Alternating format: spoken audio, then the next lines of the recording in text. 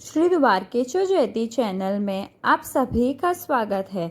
आज हम सुनेंगे पुरुषोत्तम मास की कथा का 30वां अध्याय। बोलो श्री गजानन जी महाराज की जय, सरस्वती मैया की जय, पुरुषोत्तम भगवान की जय। अमास आज का पाठ। पुरुषोत्तम मास की कथा 30वां अध्याय। स्त्री के धर्म श्रेष्ठ दान, विशेष पसीने के पैसे की कथा, कीर्तन पुरुषोत्तम सहस्र नामावली, श्री कृष्ण मंत्रमाला। स्तुता नारद व्रता नारी त्वया पूर्व तपोनिधि तल्लक्षणानि सर्वाणि समासेन वत्स्व में। नारद बोले, हे तपोनिधे, पूर्व आपने पतिव्रता स्त्री की प्रशंसा की थी, उनके लक्षण आप मुझे कहो।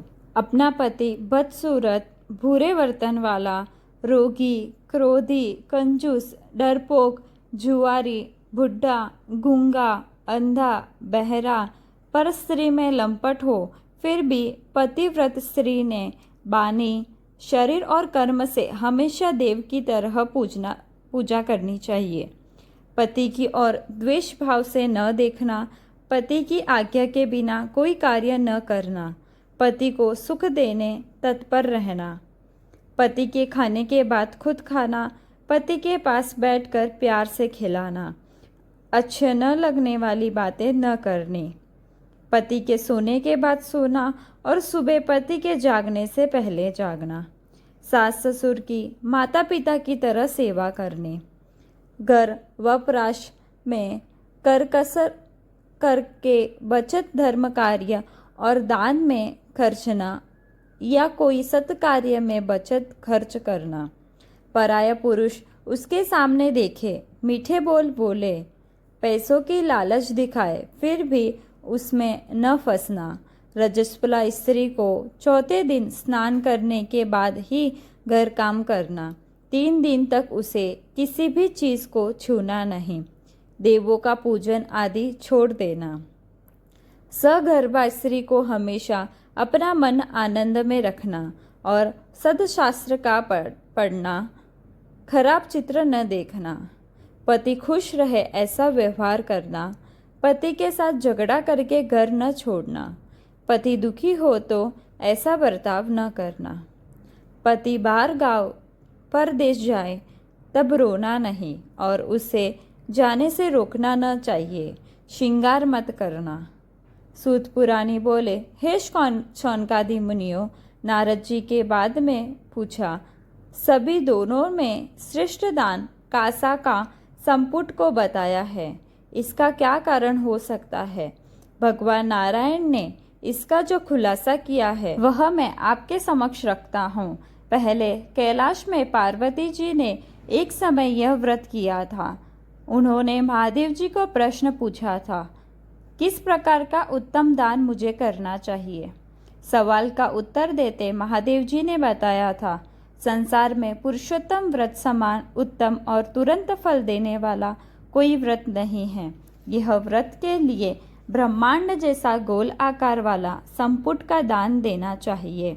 कांसा से बने हुए संपुट में 30 पुंडले रखकर इसका नारा छड़ी में लपेटकर दान देना चाहिए। अतः ब्रह्मांड का दान समान पुण्य मिलता है। अगर शक्ति है तो 30 संपुट देना। पवित्र पुरुषोत्तम मास में श्रद्धालुओं को ध्यान, व्रत, नियम, तप तथा कथा श्रवण का लाभ अवश्य लेना चाहिए और साधनों अलावा यह मास का अनुष्ठान वही उत्तम साधन है। यह मास का महात्म्य सुनने वाले को तमाम पाप का नाश होता है। पृथ्वी की परिक्रमा करने से तथा गंगा स्नान से जो फल मिलता है वही पुरुषोत्तम मास के महात्म्य सुनने से मिलता है। क्षत्रिय को राजपाट, ब्राह्मण जो सुनता है उसे उसकी जमीन जागीर मिलती है, वैश्य को द्रव्य और शूद्र को सुनने से मुक्ति मिलती है। यह मास में पुरुषोत्तम भगवान मुरली और पीताम्बरी धारण करने वाले, शंख, चक्र, पद्म, कटी, मेखला, कुंडलादि धारण करने वाले को ध्यान धरने से या जप करने से तमाम पापों का विनाश होता है, वह सुख शांति पाता है। भगवान पुरुषोत्तम का भक्ति भाव से पूजन आदि करने से इंद्रद्युम्न, शत्रुद्युम्न, यौवनाशव, भागीरथ आदि भगवान के पास जा सकते हो। सूत पुराणी से यह कथा सुनते शौनकादि मुनियों ने कहा, हे सूत मुनि, आपने हमें उत्तम फल देने वाली श्रेष्ठ कथा सुनाई है, अतः आप सदा के लिए कुशल रहो तथा हजारों साल जीते रहो। ऋषि मुनियों के इस प्रकार आशीर्वाद पाते और उनकी परिक्रमा कर सूत पुराणी अपने नित्य कर्मों के लिए वहाँ से अपने शिष्य समुदाय के साथ विदाई ली और उन्होंने भागीरथ तट से आगे बढ़ना शुरू किया। इति श्री बृहन्नारद पुराण के पुरुषोत्तम महात्म्य का श्री के धर्म श्रेष्ठ दान महात्म्य नामक 30वां अध्याय संपूर्ण। अब पुरुषोत्तम मास की पावन कथा पढ़ेंगे। पसीने के पैसे की कथा। चंद्रसेन अनंतपुर नगरी का राजा था। वह बड़ा दयालु और परोपकारी था। अपने राज्य के कार्यों के साथ धर्म ध्यान भी करता था। व्रत नियम जप तप करता था। ऐसे में पुरुषोत्तम मास आया। राजा और रानी ने पुरुषोत्तम मास का व्रत किया। दोनों रोज नदी जाते थे। वहाँ स्नान के बाद काठा गोरमा जी का पूजन करते थे। वहाँ उपस्थित ब्राह्मण को दान दक्षिणा देने के बाद महल आते थे। तमाम ब्राह्मण राजा का दिया हुआ दान लेते थे, मगर एक ब्राह्मण वहाँ लेता नहीं था। वैसे गरीब जैसा लगने वाला यह ब्राह्मण नम्रता से ना बोलता था। राजा उसे आग्रह करता था, फिर भी वह ब्राह्मण कहता था, राजन, अगर आपको देना चाहते हो तो मुझे आप आखिर में देना। इधर राजा ने सोचा, ब्राह्मण गरीब है, शायद वह अधिक दक्षिणा की आशा में हो। ठीक है, आखिरी दिन में उसे खुश कर दूंगा। ऐसे पुरुषोत्तम मास का आखिरी दिन आया। राजा ने अन्य ब्राह्मण को एक एक स्वर्ण मुद्रा दान दी, लेकिन वह गरीब ब्राह्मण को 5 स्वर्ण मुद्रा दी। ब्राह्मण ने राजा को पूछा, हे राजन, आप यह द्रव्य कहाँ से लाते हैं? राजा ने उत्तर दिया, क्यों, यह मैं अपने खजाने से लाता हूँ। ब्राह्मण ने कहा, जाने अनजाने अनीति का धन भी आपके खजाने में आ गया हो, अतः आपकी सच्ची कमाई का धन मुझे चाहिए। राजा ने सवाल किया, ऐसा आग्रह रखने का कोई हेतु? ब्राह्मण बोला, हे राजन, दक्षिणा लेना मेरा धर्म है। आप देने वाले, मैं लेने वाला हूँ, मगर मुझे शुद्ध धन ही चाहिए। आपके पसीने की कमाई हो तो मुझे दो, तो मैं खुशी से लूँगा। यह सुनते ही राजा ने कहा, कल सुबह आप मेरे महल आना, मैं आपको पसीने की कमाई दूंगा। इधर शाम होते ही राजा चिंता में पड़ गया। पसीने से कमाई करनी थी। थोड़ा अंधेरा हुआ। राजा ने फटे पुराने मैले कुचेले कपड़े पहन लिए। खुद मजदूर जैसा होकर अपने निवास के पिछवाड़े से निकल गया। राजा ने अपनी सारी जिंदगी में राजपाट किया था, कभी मजदूरी नहीं की थी, इसीलिए किसी ने उसे काम के लिए नहीं रखा। वह राजा चलते चलते लोहार के वहाँ आया। वह लोहार खेती के कुछ साधन बना रहा था। अपने एक हाथ आग जलाने का काम करता था और दूसरे हाथ से गरम लोहे को हथौड़े से पीटता था। राजा ने लोहार के पास जाके कहा, मैं मजदूर हूँ, मुझे कोई काम दे सकते हो? आप कहो वैसा मैं काम करूँगा। लोहार बोला, काम तो है, मगर तुम्हें सारी रात यह साधक से कोयले को फूंक कर आग देनी होगी, साथ में हथौड़ा भी चलाना पड़ेगा। जब तुम 8 घंटे काम करोगे तो मैं तुम्हें 4 आना मजदूरी दूंगा। यदि यह बात जो तुम्हें मंजूर है तो आ जा। राजा ने काम शुरू किया।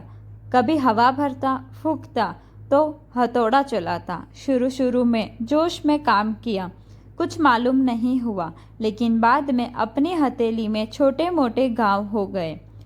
अभी तो 1 ही घंटा हुआ था। राजा का पूरा शरीर पसीने से तरबतर हो गया। हाथ में अब ऐसे घाव हो गए थे कि वह बड़ा हथौड़ा भी नहीं पकड़ पाता था।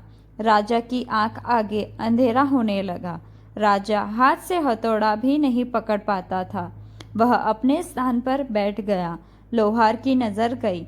उसे गुस्सा आया। राजा को डांटा। तब राजा ने बताया, भाई, मैं काम नहीं कर सकता, मैं खड़ा भी नहीं रह सकता, कोई शक्ति है नहीं। आपको जो देना है वह दो, अपनी खुशी से चलता जाता हूँ। लोहार ने अपने जेब से छोटा सा डब्बू का सिक्का 2 पैसा निकाल कर फेंका। राजा ने वह सिक्का लिया और वहाँ से निकल गया। आज राजा को ज्ञान हुआ कि मेहनत करनी इतनी आसान नहीं है। वह सिक्का लेकर महल आया। अपने जो पहन रखे थे वह मजदूर के वस्त्र उतार दिए, हाथ पैर धो डाले, साथ में हाथ में लेप लगाया और सो गए। सुबह होते ही राजा ने दैनिक काम पूर्ण किए। बाद में अपने महल के झरोखे में जा खड़ा वह ब्राह्मण की प्रतीक्षा करने लगा। कुछ देर बाद ब्राह्मण का वहां आगमन हुआ। राजा नीचे आया। वह ब्राह्मण का स्वागत किया। राजा ने अपने जेब से वह सिक्का जो लोहार ने फेंका था वह ब्राह्मण को दिया। ब्राह्मण ने वह सिक्का प्रेम से लिया और आशीर्वाद देते हुए कहा, भगवान पुरुषोत्तम जी की कृपा से आपके यहाँ पुत्र जन्म होगा। इतना आशीर्वाद देकर वह ब्राह्मण वहाँ से निकलकर अपने घर आया और एक सिक्का जो राजा ने दिया था वह अपनी झोली से निकालकर पत्नी को दिया, मगर वह गुस्से से उछल पड़ी, सिक्का फेंक दिया। पति को अनाप शनाप कहने लगी। वह ब्राह्मण सिक्का जहाँ डाला था वहाँ खोजने लगा। अपने प्रभु को प्रार्थना करने लगा, हे दयालु प्रभु, मेरी अज्ञान पत्नी के सामने मत देखो। पत्नी ने जो सिक्का डाला था वह अपने घर के पास तुलसी क्यारा था, वहाँ पड़ा था। एक दिन वह पौधा बनकर बाहर आया। पौधे पर छोटी छोटी सींग लगी थी। ब्राह्मणी ने देखा, सब सींग पौधे से उतार कर घर में लाई। दाने के लिए सींग जैसे खोली, चमत्कार हुआ। दाने थे मगर सामान्य दाने नहीं थे, असली मोती थे। वह दौड़ी चली आई पति के पास और दाने दिखाए। ब्राह्मण भी हैरत में पड़ गया, लेकिन वह समझ गया यह चमत्कार वह सिक्के का है जो एक दिन पत्नी ने गुस्से में आकर फेंक दिया था। बाद में रोजाना 5 सींग पौधे से उतारती थी।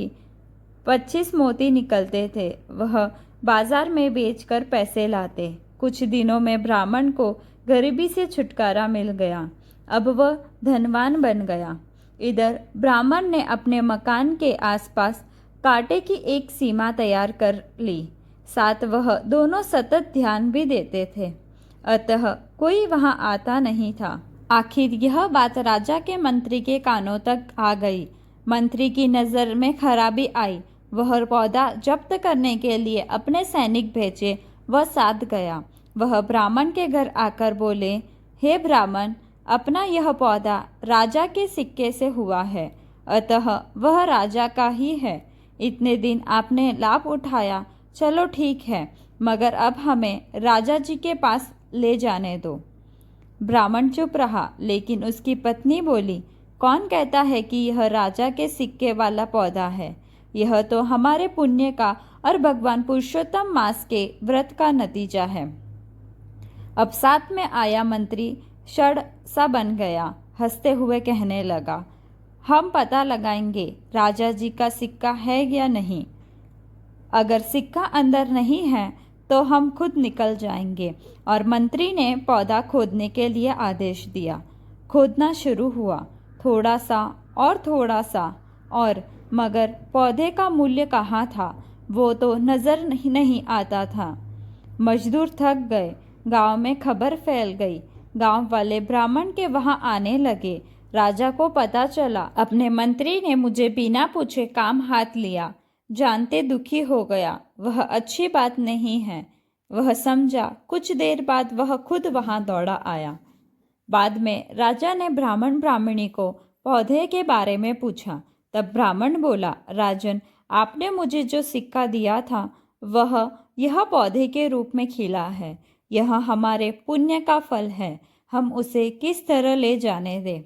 राजा ने ब्राह्मण की धर्मनिष्ठा और आस्था के लिए धन्यवाद दिए और 2 हाथ जोड़ते क्षमा मांगी। राजा को मेहनत का क्या मूल्य होता है, यह बात समझ में आ गई और तब से तय किया, मंत्रियों को कहा, कभी भी बेईमानी की राशि अपने खजाने में न आए, उसका ध्यान रखा जाए। सच्ची भक्ति करके देखो, विरह अगन में जल के तो देखो, मदन मोहन को मिलके तो देखो, श्री कृष्ण शरणम मम, मुख से जनार्दन नाम जपाए, कोटि जन्म के पाप कट जाए, जीवन सुख शांति में जाए। श्री कृष्ण शरणम मम, खोटे मन से कृष्ण कहो, कृष्ण आपका हो ही जाए, बाद में हो भयो भयो। श्री कृष्ण शरणम मम, महाविषम यह कली काल, तप व्रत कुछ न बने लगा, नाम स्मरण बस है आधार। श्री कृष्ण शरणम मम। बोलो पुरुषोत्तम भगवान की जय। श्री कृष्ण कन्हैया लाल की जय। जय श्री कृष्ण। राधे राधे।